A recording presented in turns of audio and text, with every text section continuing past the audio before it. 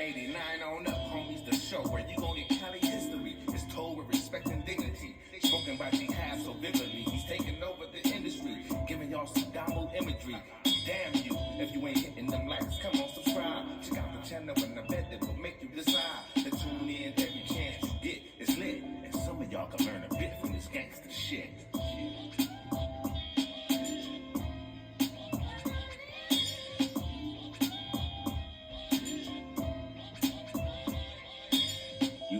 YouTube, what it do, loved ones? You know the motto, if you can, after the story's over there, hit us with a like, which is a thumbs up, and that'll let us know we kicking our stuff.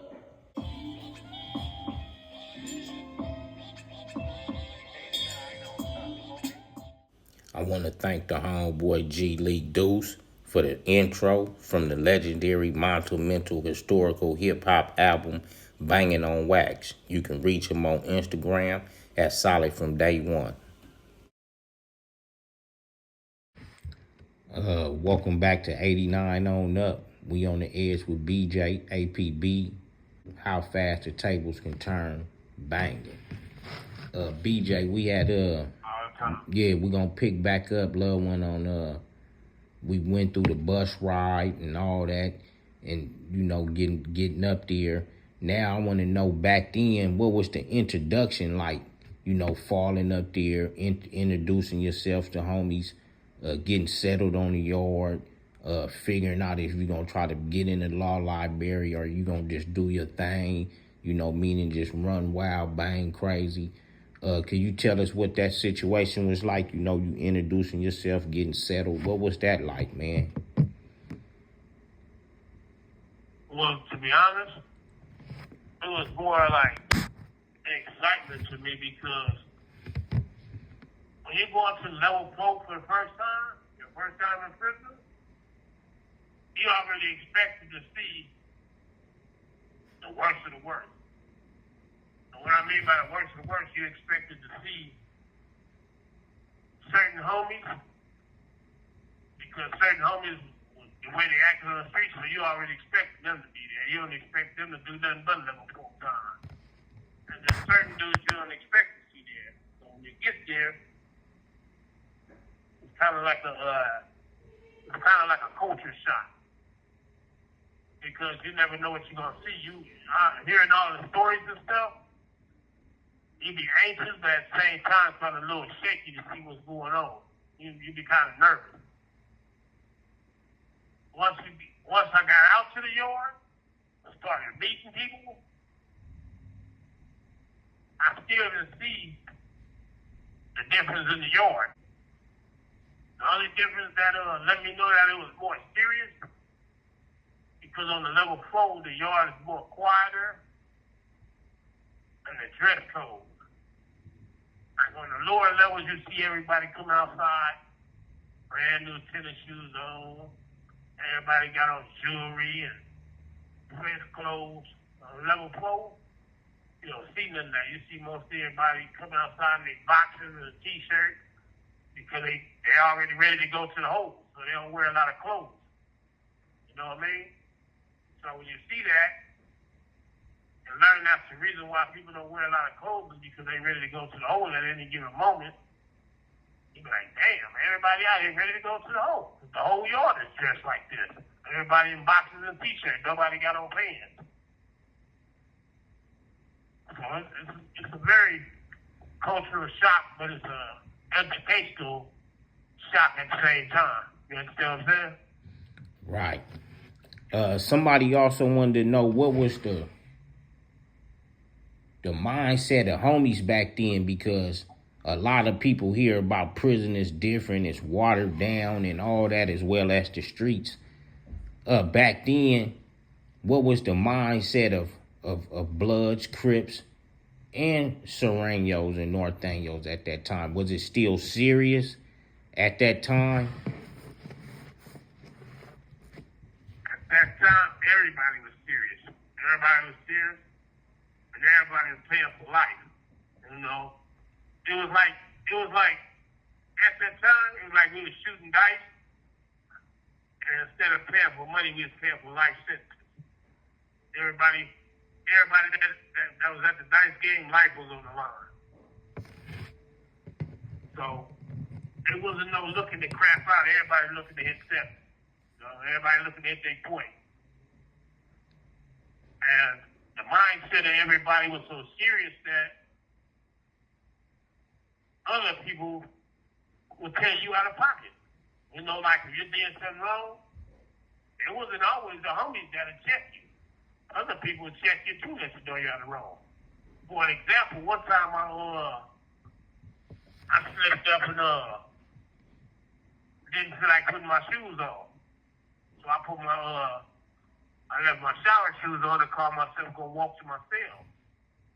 As soon as I stepped out the shower, a dude from the Bay Area hurry up and said, I'm like, hey, homie, we don't do that. Put your shoes on.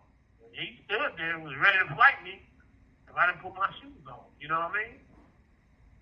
And I took offense to it because he wasn't my homie. But when he explained it to me, I had to respect it. He was like, I don't have to be your homeboy. I'm black.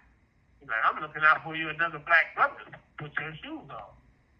He said, because if something happened, I'm not going to be running over here trying to help you because you got your shoes on. We're supposed to have them on. And that was a lesson learned to me that, you don't have to be my homie telling me nothing. Everybody here is serious. You understand what I'm saying? Right. What was the love like? We go from being on the street, being lovable people in our community, sharing our wealth at times and, doing our thing. When one catch that time, what is the love like?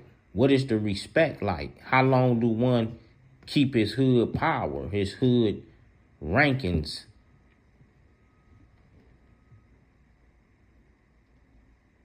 Right. Well, I'm going to say this. I'm going to say, when you get there, you got all the respect, all that. Everything that you got in the hood, you got.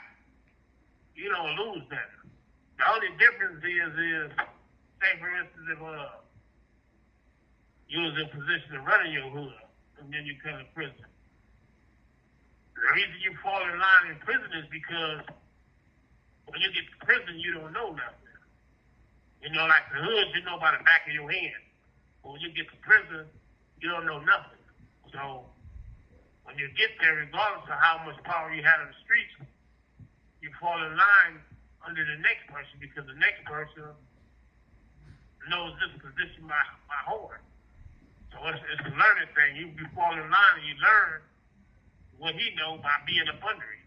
You got to be a great follower in order to learn how to be a great teacher.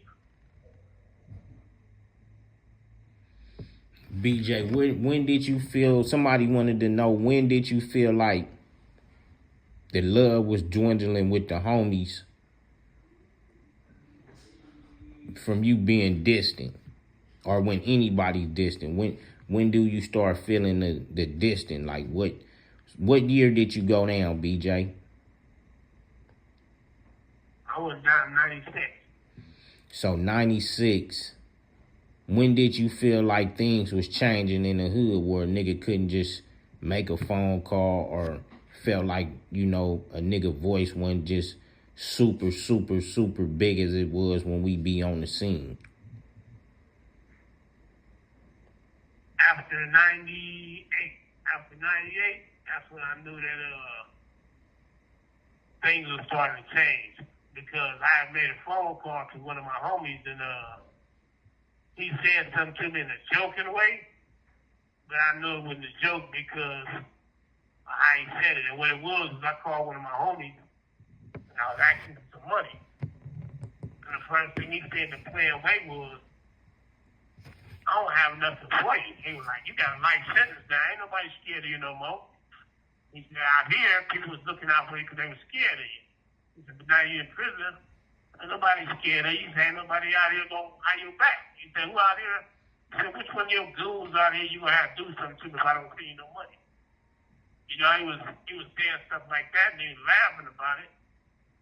But at the same time, I knew he was serious because He was right. Everybody that I ran the streets with that was on the same page as me, we was all in jail.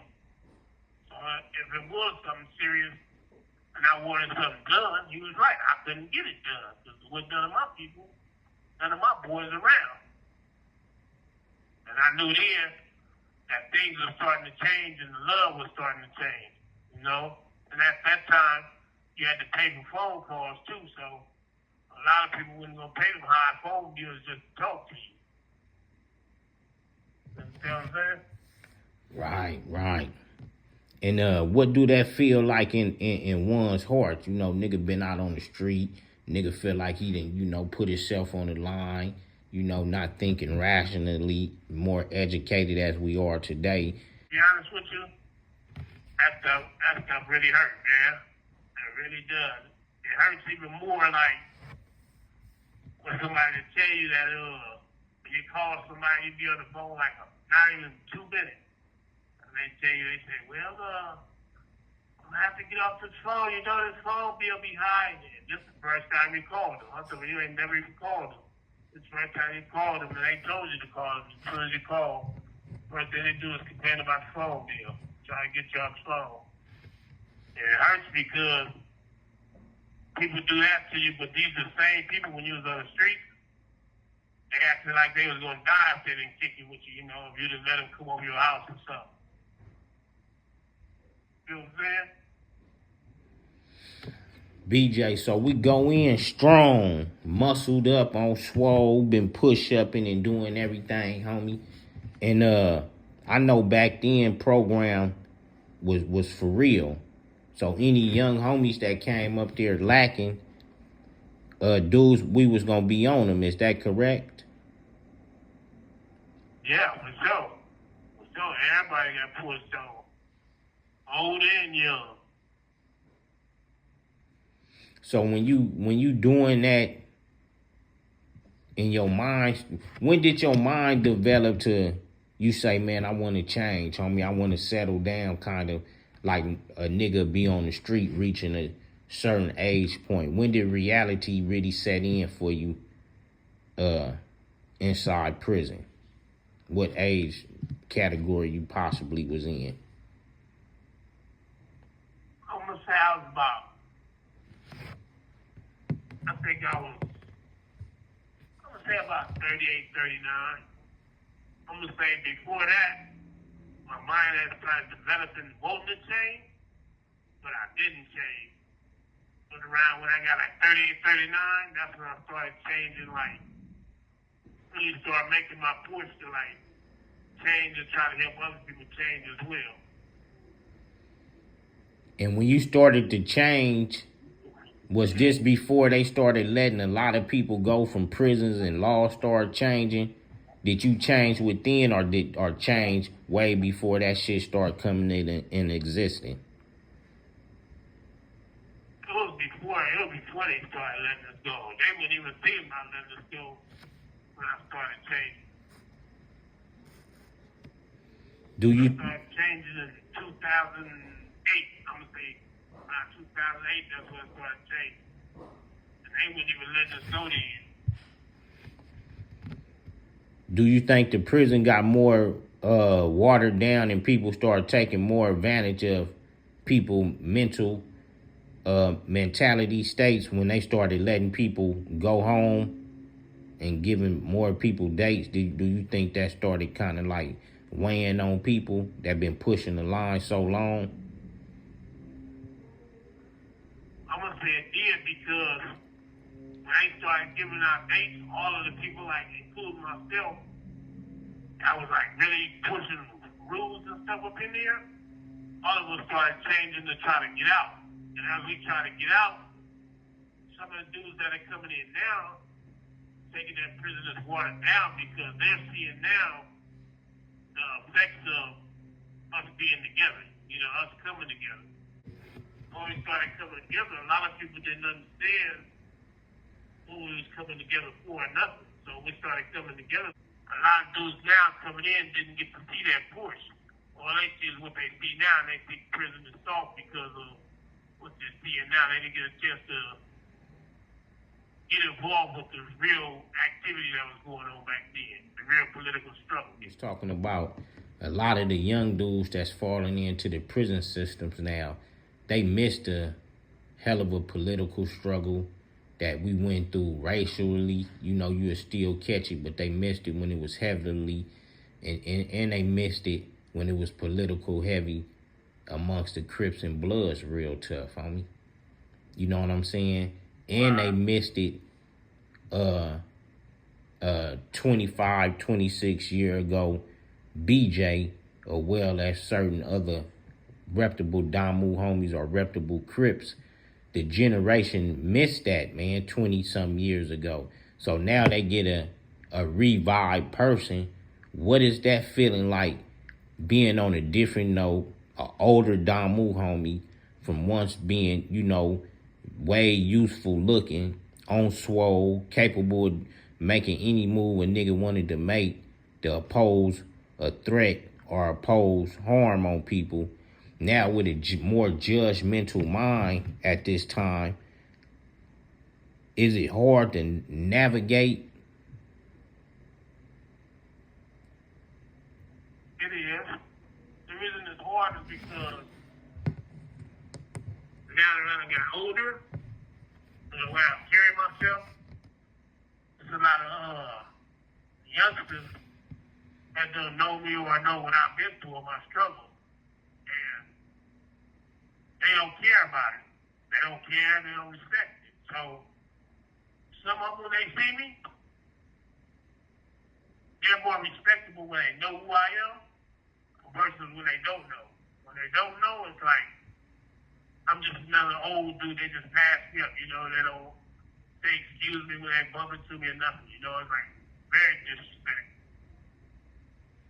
And I don't try to make no noise about it because I don't want nobody to fear me or want nobody to be scared of me. I want them the person that they hear about, I try to leave that person in the past. So sometimes it's hard because sometimes I be wanting to bring that person out to get the respect. But at the same time, I be like, it's good to leave that person hidden, and it's good they don't respect me on that level because what they don't know will hurt them, and it makes it easier for me to go home. Because if they knew the person that I used to be, then a lot of dudes probably wouldn't want me on the yard and probably be scared of me or whatever and try to get rid of me. So I like it the way it is, regardless. You know what I mean? It's a struggle for me. But at the same time, it's helping me get ready for society because if I can deal with this, then I'll be able to make it on the streets. You know what I mean? And that's real, and that's very important, homie, because, you know, we the same. You know, we might be in different positions, you know, different homies, we in different positions, but our mentality is all the same, homie. And it's even like that for us that been on the street, banging and living by a certain way. We still are adjusting to the way a female might say some shit to us. You know, we got to learn to keep our mouth quiet, like that's baby opinion. That's her opinion. Or, you know, homies will do some shit and we have to sit back and think and be more rational about our thinkage, homie, because we done lived this lifestyle so long. We big on everything, you know, dotting our I's and crossing our T's, homie.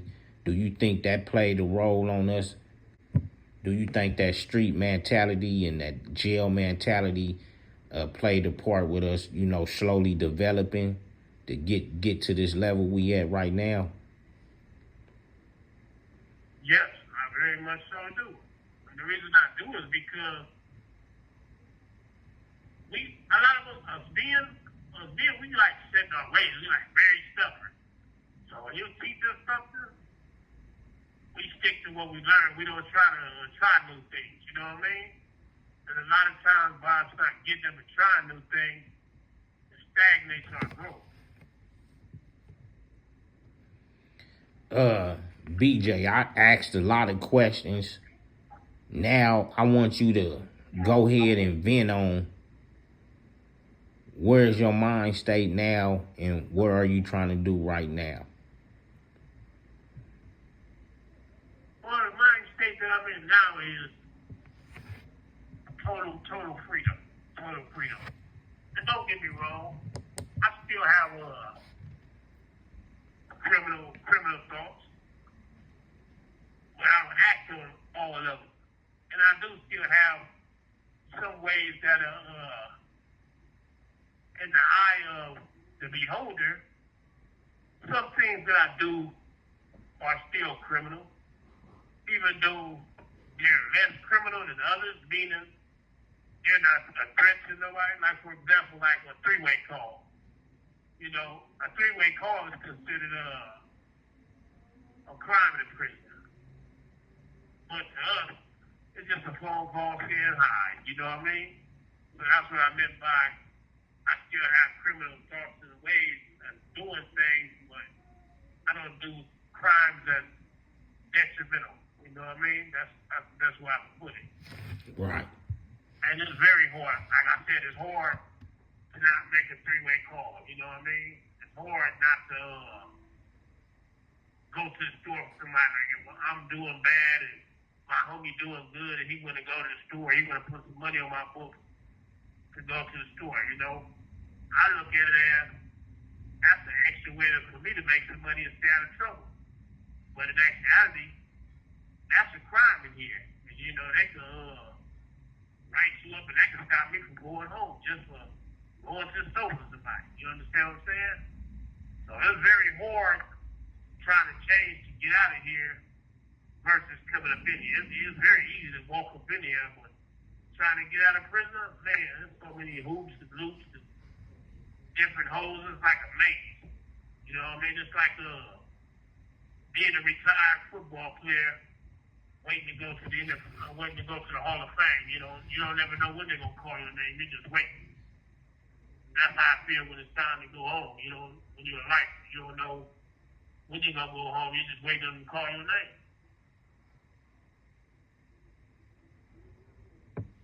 Yeah, that's deep right there, BJ.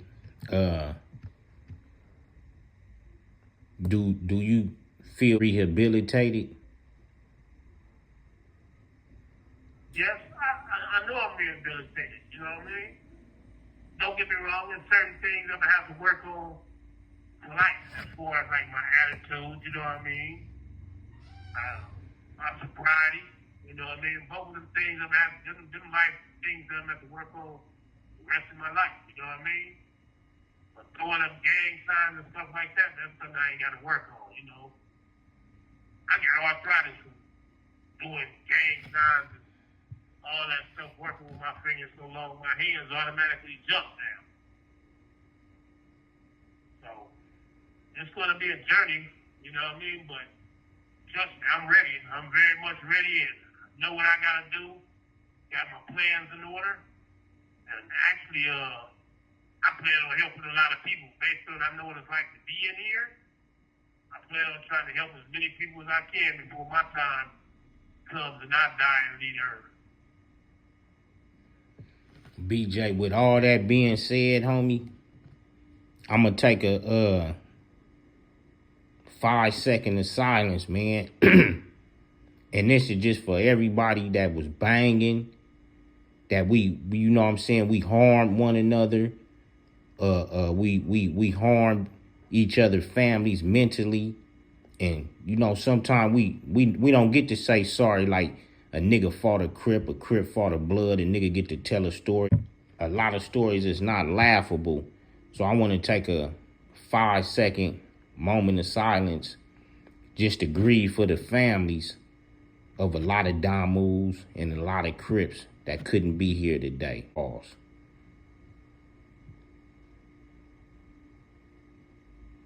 Because a lot of people would say, we just care about us. Niggas don't care about nobody else. You know, somebody had left a comment, you know, we be happy for our homies that committed certain crimes to come home. We honor them.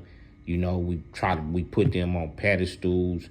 So we be happy because we lived a certain traditional lifestyle, homie. And if the person on the other side would have made it and it'd been the opposite, it'd be the same way, homie. But we don't We don't do that to the people that was lost on both sides, homie. Or we don't never tell everybody family that, we sorry, homie. So that's what I wanted to take that 5-second pause for, just to let everybody know that lost a family member to this, homie, that we are sorry, homie. Whether nobody else said, we speaking for a whole lot of people when we do say, man, we sorry, our bad, forgive us. Oh yeah, and I so ask the world to forgive me, and I want to say I'm sorry to every mother, every father, every grandparent, every person that ever lost somebody, because I know what it feels like to lose somebody as well, We may not never talk about it, but I know what it feels like. That's what put me in prison, Being vindictive over me losing a loved one. I went out and took another person's life. Before I took another person's life, I took everybody's life in my own family, in the process of doing that and didn't even know it. So trust me, I know what it feels like. And like I said, I apologize, I don't like seeing other people's mamas cry or my own mama cry. And going through this life sentence, I know what it feels like to sit back and watch a bunch of people die, and I can't be at the funeral, I can't grieve or nothing. I just go on. Right now, I got a phone book that I keep, and I plan on putting it in a frame when I get out, because that phone book got a bunch of numbers in it of people that died since I've been in. So I just kept it just for that purpose. When I get out, I want to frame it, because some of the people wrote their phone number on there themselves. So I want to frame it to remember the people. When I get out, they always remember them, because that's all I got of them. And the only memories I got of them is their phone number. Man, with that being said, homie, much love to you, much love to everybody, and much love to everybody that support 89 on up.